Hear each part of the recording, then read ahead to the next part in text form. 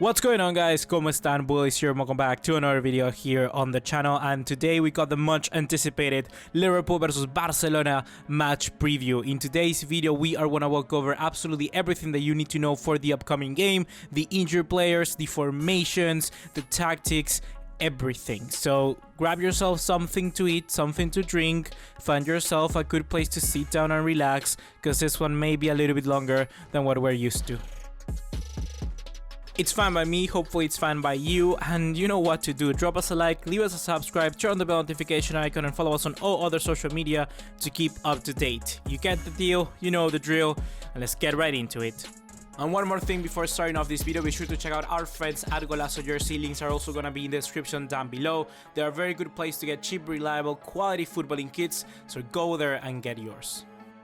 Very first thing that I got here on the checklist is the players that will not feature in tomorrow's game. So earlier today we had Jurgen Klopp the press conference from Anfield, and he stated that Roberto Firmino and Mohamed Salah will not feature in this game. We know that Salah had that injury, that head injury, which is of course very concerning, with that hip, I'll say like a hip punch or whatever it was from Martin Dubravka in that game against Newcastle, and just for his safety, of course, he will not be featured in tomorrow's Champions League clash. The other player is Roberto Firmino, and then, well, Naby Keita, who has a groin injury. So we will not see those players from Liverpool, and Adam Lallana is in doubt. I also had read a news article from Goal, which for me, in my eyes, they're a very reliable source, and they're talking that Van Dijk missed the final Liverpool training ahead of that Barcelona game. He did individual training. Individual training doesn't necessarily mean that the player is going to be ruled out. Most of the time it means that he needs some kind of like specialized fitness training so that he can get back into the game ready for it. In the case of Barcelona, we are not going to be seeing Ousmane Dembele because he sustained a hamstring injury in the game against Celta Vigo, where Barcelona lost 2-0 at Balaidos. For Barcelona, this is very bad news. Perhaps not in the very same scale, of course, as players like Salah and Firmino for Liverpool, but Dembele was one of the most important wildcards for Barcelona and Ernesto Valverde, more particularly in this game, because we could have utilized his space to get us into good areas when we have space behind, of course. So Dembele will be a very big miss for Barcelona nonetheless. That was the housekeeping work that we had to do first of all. Now we can actually talk about the title. Why do I believe Liverpool will not come back in this game? And first things first, you can call me biased. Certainly you can, because I'm a Barcelona fan. This is not a neutral game. I'm talking as a Barcelona fan, so you can say that in the comments down below. But the reason why I believe that Liverpool will not come back here is that the situation with Roma last season for Barcelona was very unique, in the sense that they approached that game already believing that they were through. And now that that has happened, now it's fresh on their mind. Barcelona are not coming to this game believing that they are through. Barcelona do not have that in the slightest. They don't have that feeling of have already progressed. They do not have that in their self. They don't have that in their person. They don't have that in their body, in their mind. They do not have that. This doesn't mean, however, that Liverpool cannot score 3 goals. This doesn't mean that Liverpool cannot progress to the final. Yes, they can, but it will be a different situation, a different scenario to what Barcelona faced last season, because just by having a different mentality, the Barcelona players are not going to see this game like the one they saw against Roma. I do not believe Barcelona are going to go to Liverpool and play bad. There is no way. That scenario will not happen. The only scenario that Liverpool can get the comeback if it's they beat Barcelona by absolutely every single measure of the game and just really overrun them. Liverpool has to be the better team than Barcelona, because Barcelona to this game they're going with a different strategy than what they would have done against Roma, that they would have done against other teams.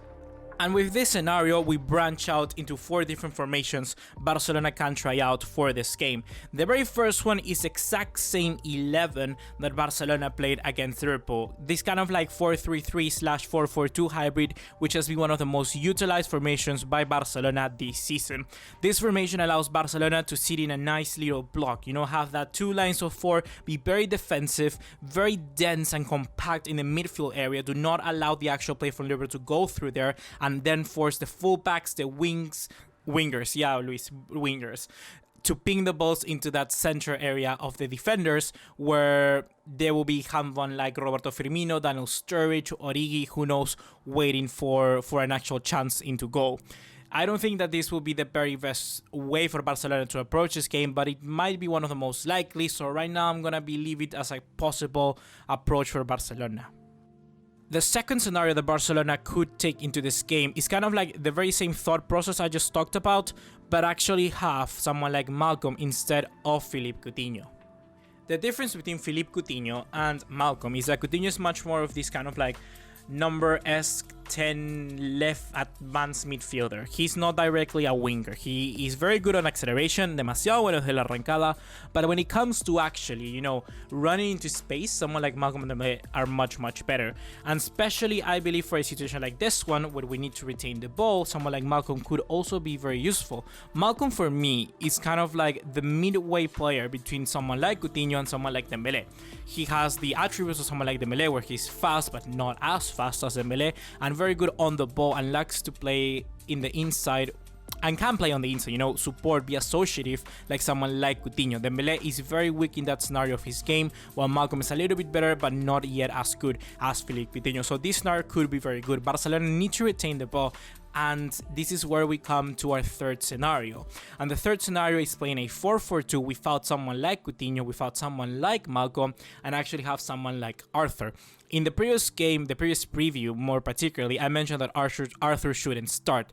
And why did I say that? That is because Barcelona had the pressure, the responsibility to go out there at the Camp Nou, because it was our home, to deliver and score the goals. We needed quick transitions, and Arthur could certainly help in that as well, of course.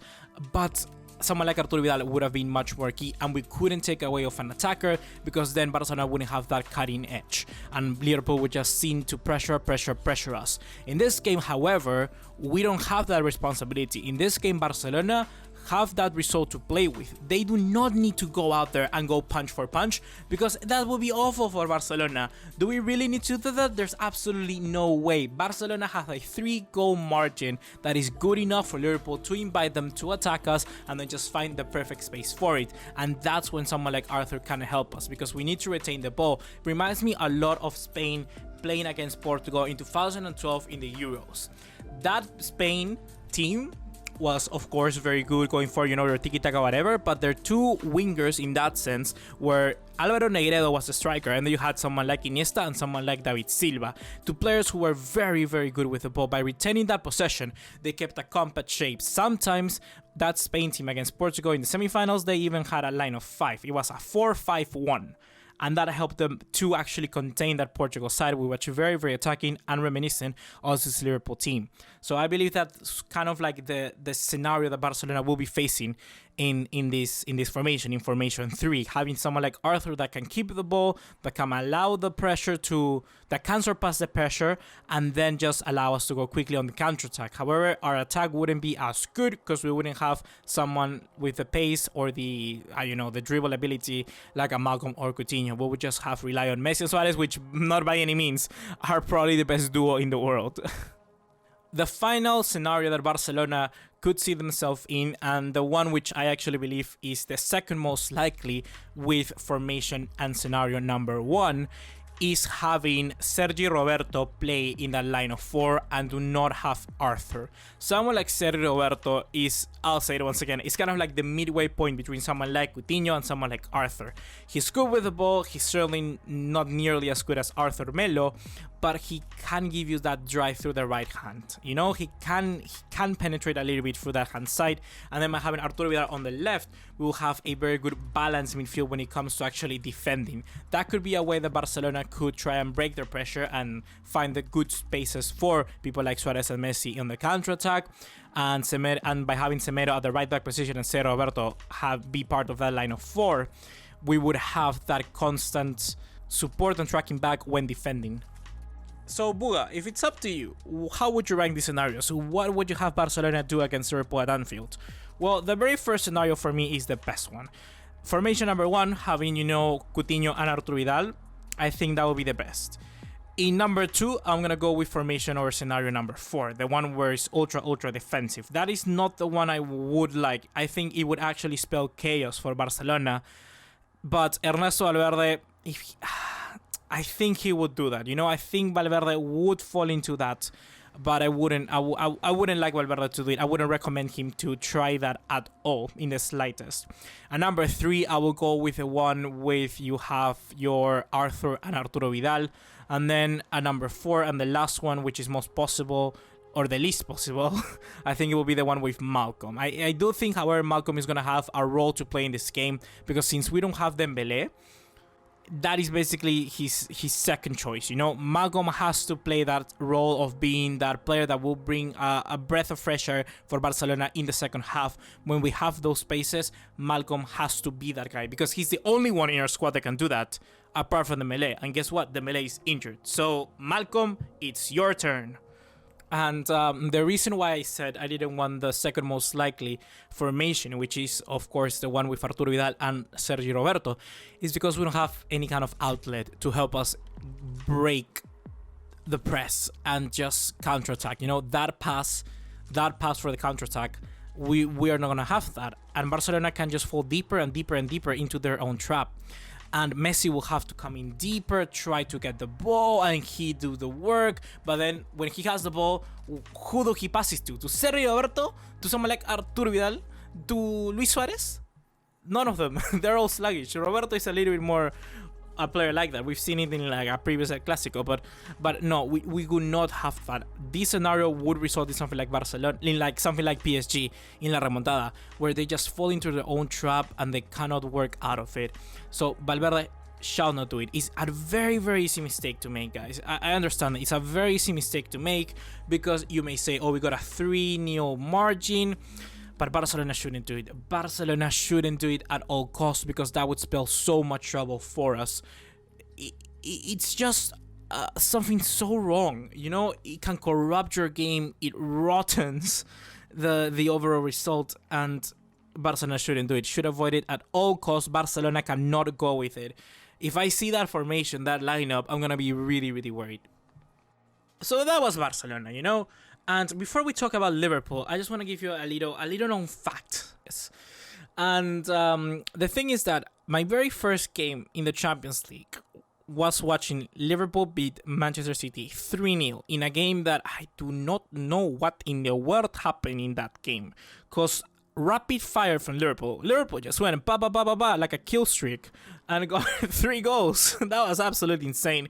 So I do understand the atmosphere at Anfield. I do understand it, and that's gonna play a huge role for Liverpool. However, when it comes to their actual weapons that they can wield in this game, their actual create a class, it's very weak. They have not picked a very good class. Why? Because they have Firmino out, they got Salah out, they have Keita out, and for God knows, hopefully not Van Dijk. So yeah, it can be very bad, but their approach shouldn't change by any means. They still need to nick a goal early if they want to have ever the chance to come back against Barcelona, and that is something that Klopp is going to really tell their players. They need to do that no matter what. No matter what, that needs to happen. I do also understand that they also need to keep a clean sheet for as long as possible, because with 1 goal, they're mostly out of tie. So it's kind of gonna be a very big task for them, trying to watch their backline, trying to watch what's going on behind them, but also focusing on what they need to do in front of them. With that being said, I think their formation will go something as follows. I think they're going to see Alisson Becker in the goalkeeper position. For the right, Trent Alexander-Arnold. Not because Joe Gomez is bad, but just because Arnold, like, come on. He needs to play, Trent. Come on.